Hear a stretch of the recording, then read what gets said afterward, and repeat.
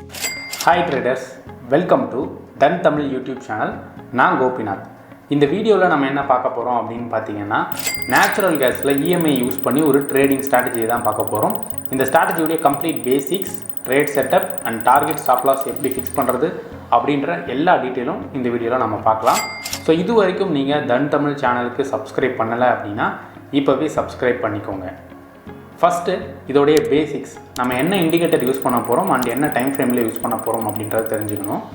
Indicator பார்த்தீங்க அப்படின்னா EMA அப்படின்றத ஃபஸ்ட்டே சொல்லியிருப்பேன். எக்ஸ்போனென்ஷியல் மூவிங் ஆவரேஜ் அப்படின்றது தான் ஷார்ட்டாக இஎம்ஏ அப்படின்னு சொல்கிறாங்க. இது வந்து ஒரு டைப் ஆஃப் மூவிங் ஆவரேஜ் அப்படின்னு சொல்லலாம். ஆல்ரெடி நமக்கு மூவிங் ஆவரேஜ்னால் என்னென்னு தெரியும். 50 டேஸ்க்கான க்ளோஸ் ப்ரைஸ் டிவைடட் பை 50, அதாவது ஆவரேஜ் ப்ரைஸ் தான் பார்த்தீங்கன்னா மூவிங் ஆவரேஜ் அப்படின்னு சொல்கிறோம். அதை ஒரு லைனாக பிளாட் பண்ணியிருப்பாங்க.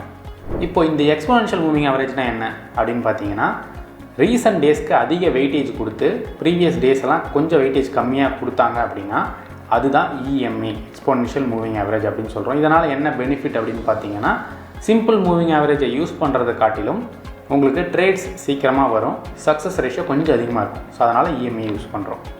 நெக்ஸ்ட்டு டைம் ஃப்ரேம் என்ன யூஸ் பண்ண போகிறோம் அப்படின்னு பார்த்தீங்கன்னா, பேசிக்காகவே நம்ம கமாடிட்டினா 1 hour தான் யூஸ் பண்ணுவோம். பட் இந்த பர்டிகுலர் ஸ்ட்ராட்டஜிக்கு மட்டும் நம்ம 15 minutes டைம் ஃப்ரேமை யூஸ் பண்ண போகிறோம். ஏன் 15 minutes அப்படின்னும் போது நீங்கள் 1 hourக்கும் 15 minutesக்கும் கம்பேர் பண்ணிங்கன்னா கொஞ்சம் ட்ரேட்ஸ் அதிகமாகவும் ப்ராஃபிட்டபிலிட்டி அதிகமாகவும் இந்த 15 minutesல இருக்குது. 1 hourக்கு நீங்கள் வெயிட் பண்ணி அந்த ட்ரேட் எடுத்து கம்ப்ளீட் பண்ணுறதுக்குள்ளே 15 minutesல ஆல்ரெடி 2 ட்ரேட் முடிஞ்சிருந்தாலும் டைம் வந்து போயிருக்கும். ஸோ அதனால் நம்ம 15 minutesை சூஸ் பண்ணுறோம். அடுத்தது ட்ரேட் செட்டப். இப்போது டைம் ஃப்ரேம் 15 minutes பார்த்தாச்சு, இஎம்ஏ இண்டிகேட்டர் பார்த்தாச்சு. அந்த இண்டிகேட்டரை எப்படி யூஸ் பண்ண போகிறோம் அப்படின்னா 2 இண்டிகேட்டர் யூஸ் பண்ண போகிறோம். ஒன்று 50 இஎம்ஏ, இன்னொன்று 100 இஎம்ஏ. இப்போது நம்ம அதை டேஸில் வந்து வச்சுருந்தோம் அப்படின்னா 50 டே மூவிங் ஆவரேஜ் அப்படின்னு சொல்லுவோம். 50 நாளைக்கான க்ளோஸ் ப்ரைஸ் டிவைடட் பை 50. இது வந்து சிம்பிளாக பார்க்கும்போது எக்ஸ்போனென்ஷியலுக்கு ஃபார்முலா பெருசாக போகும். இப்போ அது வேண்டாம். அதே தான் இங்கே 15 minutes வச்சுருக்கிறதுனால last 50 candle and last 100 candle. So அப்போ 50 இஎம்ஏ 100 இஎம்ஏ அப்படின்னு தான் சொல்லணும். இந்த 2 இஎம்ஏ பிளாட் பண்ணதுக்கப்புறம் ஒரு இஎம்ஏ இன்னொரு இஎம்ஏவை கிராஸ் ஓவர் பண்ணும்போது நம்ம ட்ரேட்ஸை எடுக்கலாம். அதுதான் இந்த ஸ்ட்ராட்டஜி. இது சிம்பிளாக சொல்லியிருக்கேன். எப்படி பண்ணுறது அப்படின்றத நம்ம பார்ப்போம். ஸோ இதுக்கு நான் வந்து பார்த்திங்கன்னா web.dun.co அந்த பிளாட்ஃபார்ம் ஓப்பன் பண்ணியிருக்கேன். ஸோ அதில் நேச்சுரல் கேஸை வாட்சில் ஸ்டார்ட் பண்ணியிருக்கேன். நீங்களும் ஆட் பண்ணிக்கோங்க. அடுத்தது அதோடைய சார்ட். ஸோ இப்படி ஓப்பன் பண்ணிங்க அப்படின்னா உங்களுக்கு வந்து இந்த மாதிரி லைன் சார்ட் தான் இருக்கும். இதுக்கு பதிலாக நீங்கள் வந்து இந்த ட்ரேடிங் வியூ அப்படின்ற ஒரு லோகோ இருக்கு இல்லையா, ஸோ அதை கிளிக் பண்ணலாம். இல்லைனா அந்த பேரோட இதை ஹோவர் பண்ணும்போது மேலேயே வந்து உங்களுக்கு ட்ரேடிங் வியூ அப்படின்னு காமிக்கும். ஸோ அதையும் நீங்கள் கிளிக் பண்ணலாம். கிளிக் பண்ண உடனே உங்களுக்கு 15 minutesல தான் சார்ட் வந்து டிஃபால்ட்டாக இருக்கும். ஸோ நாம் அப்படியே விட்டுடலாம். நெக்ஸ்ட்டு இண்டிகேட்டர்ஸ், நம்ம நிறைய இண்டிகேட்டர்ஸ் ஆட் பண்ணணும். ஸோ அது இண்டிகேட்டர்ஸில் வந்து எக்ஸ்போனென்ஷியல் மூவிங் ஆவரேஜ் அப்படின்னு டைப் பண்ணுங்கள். எஃப்எக்ஸ்க்கு போயிட்டு எக்ஸ்போனென்ஷியல்னு டைப் பண்ணலாம், இல்லை இஎம்ஏன்னு ஷார்ட்டாக கூட டைப் பண்ணுங்கள். இங்கே மூவிங் ஆவரேஜ் இருக்கா, பக்கத்திலே எக்ஸ்போனென்ஷியல்னு ஒரு வேர்டு இருக்கும். இதுதான் டிஃபால்ட்டானது. இதையே டபுள் டைம் வந்து கிளிக் பண்ணிக்கோங்க. இப்போ 2 இஎம்ஏ உங்களுக்கு இங்கே இருக்கிறத பார்க்க முடியும். ஸோ இதில் ஃபஸ்ட்டாக நீங்கள் என்ன பண்ணுங்கள், அதோடைய செட்டிங்ஸ்க்கு போயிட்டு இன்புட்ஸில் போயிட்டு அந்த 9 லென்த் இருக்கு இல்லையா, அதை வந்து 50 சேஞ்ச் பண்ணிக்கோங்க. அண்ட் ஸ்டைல் போயிட்டு அந்த ப்ளூ கலர் லைனை வந்து க்ரீன் கலராக கிளிக் பண்ணிக்கோங்க. நெக்ஸ்ட்டு அடுத்த இஎம்ஏக்கு செட்டிங்ஸ் போயிட்டு இன்புட்ஸ் போயிட்டு அந்த லென்த்தில் 100 அப்படின்னு சேஞ்ச் பண்ணிவிட்டு ஸ்டைல்ஸ் போங்க. அங்கே வந்து ப்ளூவாக இருக்கும், அதை நம்ம ரெட்டாக மாற்றிக்கிறோம். ஸோ நம்மளுடைய அண்டர்ஸ்டாண்டிங்காக க்ரீன் அண்ட் ரெட், ஸோ இது ஈஸியாக புரியுன்றதுக்காக ஸோ கொடுத்துட்டு ஓகே கொடுத்தீங்கன்னா உங்களுக்கு 2 லைன் பிளாட் ஆகிருக்கும். வெவ்வேறு கலரில் இருக்கும். க்ரீன் கலரில் இருக்கிறது 50 இஎம்ஏ, ரெட் கலரில் இருக்கிறது 100 இஎம்ஏ. இப்போது கிராஸ் ஓவர் ஆகும்போது நம்ம சொல்லியிருப்போம் ட்ரேட் பண்ண போகிறோம் அப்படின்னு சொல்லிட்டு. சிம்பிளாக சொல்லணும் அப்படின்னா, எப்போல்லாம் ரெட் கலர் லைன் மேலே வருதோ அப்போல்லாம் நம்ம செல் மட்டும்தான் பண்ணணும். ஃப்யூச்சர்ஸை செல் பண்ணலாம், இல்லை புட் ஆப்ஷன்ஸை பை பண்ணலாம். அதே மாதிரி எப்போல்லாம் க்ரீன் மேலே வருதோ காலை பை பண்ணலாம், இல்லை ஃப்யூச்சரை பை பண்ணலாம். ஸோ பையிங் பண்ணுறதுக்கான டைம் வந்து இந்த க்ரீன் மேலே வரும்போது, செல்லிங் பண்ணுறதுக்கான டைம் வந்து அந்த ரெட்டு மேலே வரும்போது.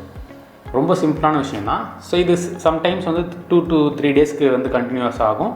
நீங்கள் மோஸ்ட்லி இன்ட்ராடேயில் க்ளோஸ் பண்ண ட்ரை பண்ணுங்கள். ஸோ இப்போ ரீசெண்ட் எக்ஸாம்பிளாக நான் வந்து உங்களுக்கு எக்ஸ்பிளைன் பண்ணுறேன்.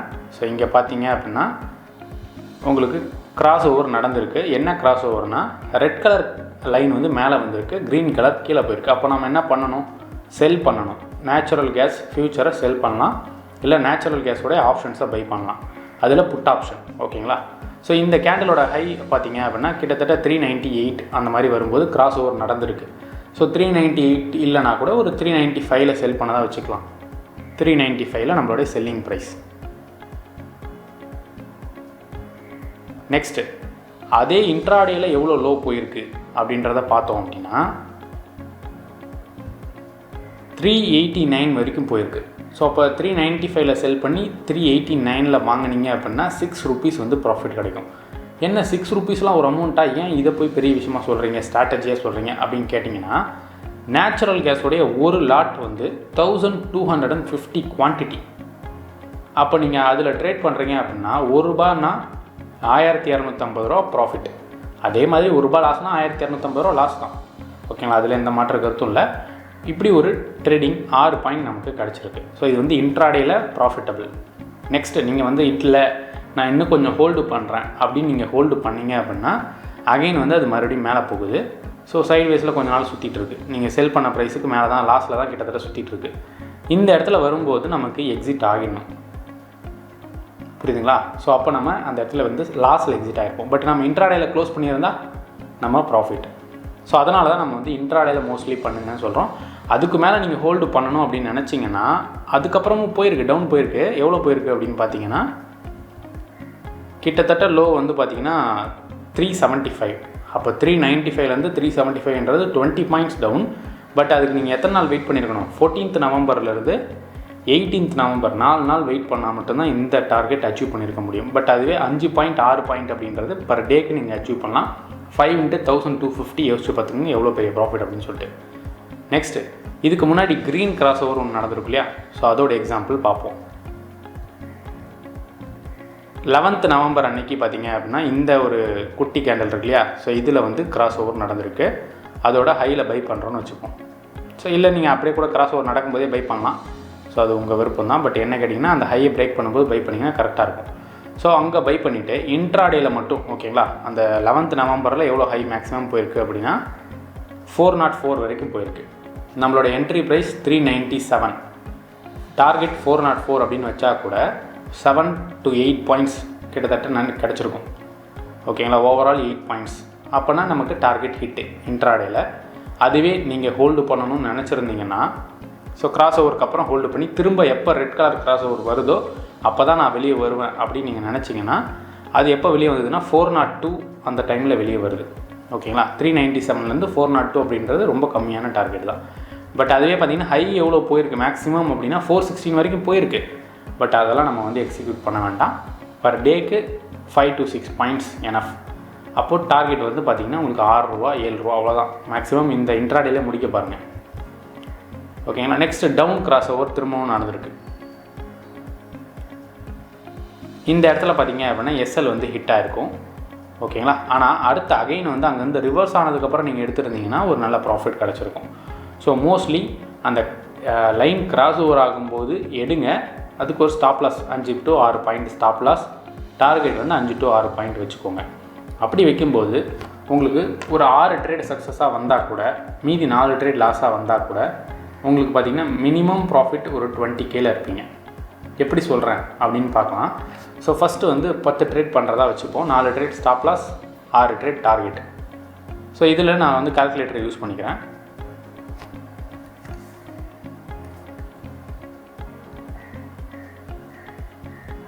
ஆறு ட்ரேடுக்கு நமக்கு வந்து ஒவ்வொரு ட்ரேடுக்கும் ₹5 டார்கெட் அப்படின்னு வச்சுப்போம். So 5 × 1250 ₹6,250 per trade profit. 6 trade ப்ராஃபிட்டில் வந்துருக்கு அப்படின்னு வச்சுக்கிட்டோன்னா ₹37,500 கிடச்சிருக்கும். இது வந்து ஒரு சாம்பிள் எக்ஸாம்பிள் தான். நீங்கள் வந்து இதை வந்து பர்ஃபெக்டாக இதான் நடக்கும் அப்படின்னு எடுத்துக்க வேண்டாம். இது வந்து ஒரு எக்ஸாம்பிளுக்காக சொல்கிறேன்.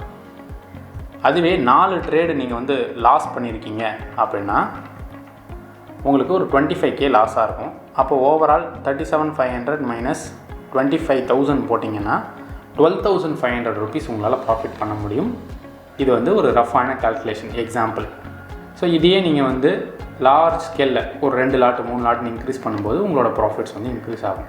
இப்போ நீங்கள் கேட்கலாம், எவ்வளோ மார்ஜின் தேவைப்படும் இந்த நேச்சுரல் கேஸில் ட்ரேட் பண்ணுறதுக்கு அப்படின்னு சொல்லிட்டு. ஸோ அதையுமே இங்கே நீங்கள் தன்னில் பார்க்க முடியும். மார்ஜின் அப்படின்னு போனீங்கன்னா இன்ட்ராடே நீங்கள் பண்ண போகிறீங்க அப்படின்னா உங்களுக்கு வந்து அவங்களே லிவரேஜும் தராங்க. அண்ட் 1250 குவான்டிட்டி இன்ட்டு ஒரு லாட்டு பண்ணும்போது உங்களுக்கு வந்து தேவைப்படக்கூடிய அமௌண்ட் வந்து 1,37,328 ரூபா தேவைப்படும். ஸோ ஓகேங்களா, நீங்கள் அதை ஹோல்டு பண்ணாலும் அதே அமௌண்ட் தான். 1,37,000 ரூபா உங்கள்கிட்ட இருந்தால் தான் நேச்சுரல் கேஸ் ட்ரேட் பண்ண முடியும். இதுக்குன்னு ஆப்ஷன்ஸ் இருக்கும் இல்லையா, அது வந்து பார்த்திங்க அப்படின்னா இன்னும் கம்மியான மார்ஜின் இருக்கும்.